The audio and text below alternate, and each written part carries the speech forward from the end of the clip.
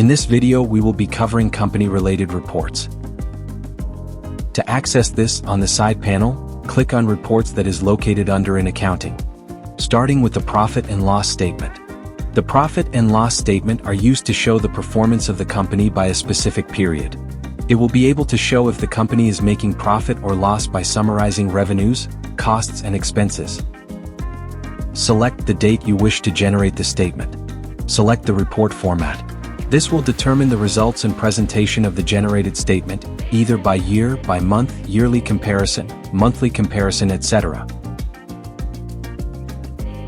You can also define your options further and click Inquiry to generate the results.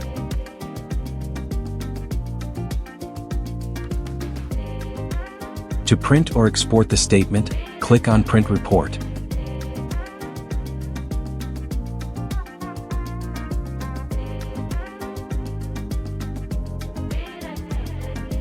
Now let's view your balance sheet.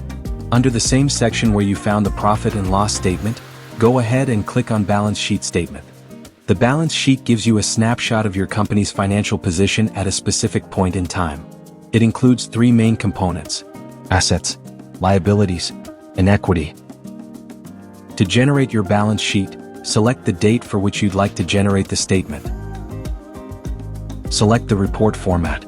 This will determine the results and presentation of the generated statement, either by year, by month, yearly comparison, monthly comparison, etc.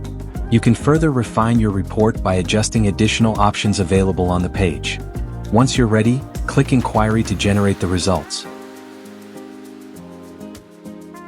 Finally, to print or export the statement, simply click on Print Report.